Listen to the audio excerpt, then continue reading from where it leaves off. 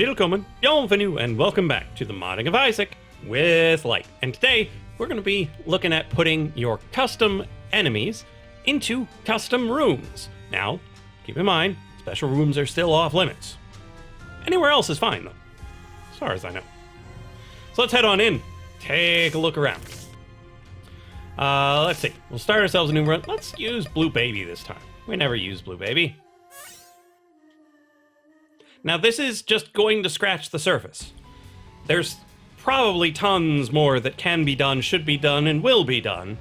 But this is just how to make a room, how to get to it to make sure it works, and just get it to do what you want to do. So here we are. We don't want to spend a lot of time looking through all the levels, all the floors, to see whether or not we can even get to our room. But I know that I made mine in the basement, so we're not going to find it here. Because the basement, the cellar, and the burning basement, I'm fairly certain, are all different places with different rooms. So you need to get to the basement if you made your room for the basement. And if you want it in all of the different areas, you have to make it for each of them, as far as I know. You'll hear that a lot this episode. So once you're in the type of stage you want, then you go into the console, you press the back tick. For QWERTY keyboards, it's in the upper left underneath Escape. For QWERTZ keyboards, it should be to the left of Backspace. Then, we're going to go to, and then D will get you to a particular room. And then you hit dot, and then you give it the ID number that you set up in the editor. Which I find a little, because that's likely to mean that having multiple mods that add rooms is going to be a little sketchy. We can add it to the content folder, so it might not be as sketchy, but it'll require further testing. But for now, we'll just go to the largest numbered one because that one's ours. And here we are in a room full of faceless, like we made in last episode. And it's laid out as a little bit of a maze to give them a chance to do some actual pathfinding. So you can see them going through and actually working out how to get to me. And we lay it out with rocks and potentially pots and mandatory fires and whatnot. So it's an interesting little room. And so this way you can get to it, you can test it out, make sure it works the way you expect, and you don't have to waste a whole lot of time looking for it. But it will be added to regular room generation. For example, this room I designed to be able to be entered from any direction. That it could be top, bottom, left, or right. Now, I know, you're going to be real upset that the symmetry isn't perfect. But that's part of what's supposed to make it so unnerving. It's just not quite right. But let's head over, not to the code, because there's actually no code involved in this entire process. All we use is the built-in apps and a little bit of XML and whatnot. Well, not even really XML. So when you want to do anything with your rooms, you need to make sure you know your entity's ID number, any variant that might be there. So when you go into your entities2.xml, make sure you know that your faceless or whatever it is has ID some number that you gave it. Mine is 859. Please ignore all these other things. They're not for this episode. So you need their ID number. That is very important. You need their variant. Very important. If there's a subtype, very important. Because you need to tell the room editor who it is it can work with. So the room editor, if you go to your Isaac folder, there's resources and tools. If you haven't extracted the resources, please do it. It's very useful. It's right here with your resource extractor. Make sure you've uninstalled or at least very least deactivated Afterbirth before doing that. Then you come into your room editor. The room editor has lots of interesting files. You might not see all of these right away. If you don't see them, run roomeditor.exe first, and then they should appear. One of the very interesting ones is settings.ini. you can open this up with regular old Notepad or Notepad++ or anything really. But if you want to use the Insta Preview, you're gonna have to put in the location of your Isaac executable file and the path that it's in. For some reason, trying to save these settings in the game, or not the game, in the room editor, doesn't seem to stick. Like, you can set up the resources path just fine, but the Insta Preview path just doesn't seem to work right. Not sure why. But if you set it up here, the Insta Preview works like a dream. It's great. So that's the first step. Make sure that does what you need to do. Second step, go to entities_custom.txt. This will open up in Notepad++ or Notepad or whatever you want. And then it lists various things that are added to the room editor that it doesn't want to have by default. So all the way here at the bottom, I added faceless. It's 859, which we got from entities2.xml. It's the ID number, followed by the variant, followed by the subtype, followed by its name. You can add as many as you want. You can see I added dongle here for initial testing purposes when I was finding out that this special rooms crashed the game. But you add it in here such that it knows to add it to the user interface, such that you can add your custom things. But this isn't enough because, well, it's a graphical user interface. So you need to give it... That's not right. You need to give it the graphics. So you come into icons, and this lists all of the various icons that it'll use.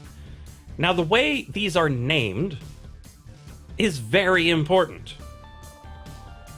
So right here, we've got our faceless, 859.00.00.png. It's very, very important to make sure that the type.variant.subtype is actually set up properly, or it won't know which icon goes with which creature or thing or whatever. Now, this also holds true not just of enemies, because you see there are grid entities here as well, but also up here you've got pickups. So if you've got custom pickups that you want to add to a room, you can add those. If you've got a custom beggar, which we'll be covering in an episode pretty soon, you can add them in here too, such that you can make rooms that have your particular custom things in them. It's really quite fun. So, two places. The custom list, also in the icons, such that you can actually access them in the room editor itself. Now there's another step that I'm going to recommend that you don't necessarily have to do, but if you want to make more than one mod, I'd recommend doing it. So what you're going to do is make a rooms folder in your mods resources folder where we're going to put all of the STB files. And then you come into Rebirth, Resources, Rooms, and you take these STB files and you drop them in this rooms folder, such that we don't have to work from this resources folder. We can actually work in our mod and have our XML files in our mod. You can delete all the ones you don't mess with later, but this way you're not gonna modify the ones from the actual game in a way that you might need to re-export it. Yeah, it'll be really annoying to have to re-extract the rooms because you changed them somehow, and it's just not worth it. So if we work here in our mod, we don't have to worry. Any change we make will only affect our mod itself. Whew, that's a lot to say. Now let's actually open the tool. I know you've been waiting for the tool. Let's take a look. Oh, we get an error. Well, that's to be expected, because that special rooms.xml crashes the game. Well, not the XML, the STB crashes the game. So we're going to delete special rooms every time we save, because it crashes the game. So here we are, fancy room editor. Doesn't look like much at the moment, but we need to pick where we want to work. So let's check out the basement and let's go to room 1033. And here we are with our facelesses. Looks pretty nice. Yeah, pretty nice. So if you wanted to restore the symmetry of this particular room, it is rotational symmetry, mind you. You can either move this rock up and delete this one, or you can move this one up and add one here. I'm going to choose to move this one up and delete that one. So what we need to do is we need to find the rocks down here at the bottom. They're all the way over. And we say, here, I want to... I've got to sneeze. Here, I want a rock. Here, I want a nothing. And here, I want a nothing. So over here on the right, you've got all of the various things that could be in any given location. So we've got rock and alt rock. Rock and bomb rock. So what it means by alt rock is this urn right here. So the pot. I went to a couple of places and said, it would be kind of fun if we put in some pots there. Well, it's not always going to be a pot. Sometimes it's going to be a fireplace. But that's okay. So fireplace random, fireplace red. You've got all sorts of options down here for what you add to any given room. And all you have to do is click in a particular location and say, I want... and then you just add it. It doesn't matter if it's not supposed to be on that floor. You have ultimate power. If you want to be real mean, you could put a Mullaboom right there in the middle that tracks you down. If you want to be oh so very mean, you could add a Demon Judgment, such that going through is probably going to hurt. But once you've got the room the way you want it, you come over to this side and make sure everything is exactly how you want it. Is it a regular room or is it some other special type of room? Does it have some subtype? That likely will have to do with these other types of rooms. How hard is it? Because depending on what you set it, it will determine when it shows up based on your difficulty. Do you want it to be 1 by 1? Do you want it to be a narrow horizontal one, a narrow vertical one, a big fat vertical one? Do you want it to be a giant room 2 by 2? Do you want it to be an L shape? All of these are available to you. The name is just to help you remember which one is which, and then the weight is how often you're gonna find it. So you've got all these things. If you want to make a new room, you just come over here and you hit new. If you want to duplicate an old room such that you can make a minor modification to it, you just hit duplicate. If you're done with that room, delete it. Now, I'm not 100% on what goes on these tabs here. I haven't needed them yet. We'll investigate that further later. So here we are. We got our basement. We've added our room. If you want to go to a different level, you go to a different level. It all works out in the end. The special rooms, well, I deleted that XML file because it's real annoying to deal with, because every time you save this, it makes the XMLs change, but what you really need are those STB files. So you have to, oh, I forgot to tell you, you have to import the binary to get all of this to show up. So once you've dumped all of your STB files into your mod, you go import binary and go to your mod, resources, and rooms. And then you import from the binary, and it'll probably not warn you because you've already done it. And then you'll have everything up here. You click on them, it'll list all the rooms. And then once you want to actually save again, you export the binary, and it creates all the nice STB files for you, which are what the game actually uses to get the job done. However, if you try to run the game with 00.specialrooms.stb in this rooms folder, it will crash. Not the moment you start it. The moment you try to start a run that uses it. It's gonna freak out. Boom. Crash. It's unfortunate, but easily fixed. Delete. And it's gone. Once it's not there, all of the other ones seem to work fine. And then your room will exist with your fancy custom creatures in it, or custom layouts, or whatever it is you wanted to do with it. It'll be there. Now, this tool is okay. I've heard that the Basement Renovator is even better, and it might have just gotten updated for Afterbirth Plus, or it's on its way to it, or something.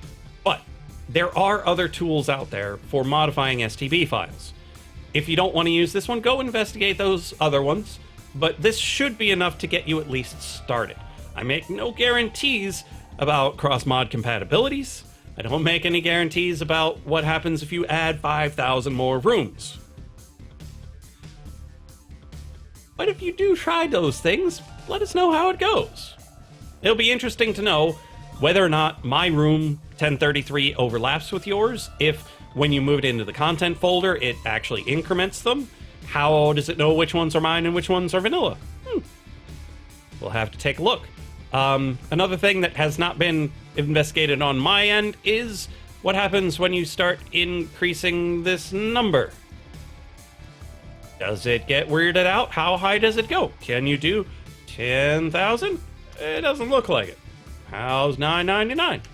Well, 49 seems okay. So can I set it to 999 and it'll show up, or will it cause issues? These things will be investigated, but for now, just make yourself a nice, reasonable numbered room to get used to how it all works, and in the future we'll look into the finer details of what you really should do with this. That's all I've got for this episode. In the next couple of episodes, you can look forward to having the ability to detect changes in grid entities, like destroying a rock, and working with custom beggars. So the next 2 episodes coming up, because I'm going to be out of town next weekend, but I will still try to get them up and going at the usual times. That's all I've got for this episode. I will see you in the next episode of The Modding of Isaac with Lyte.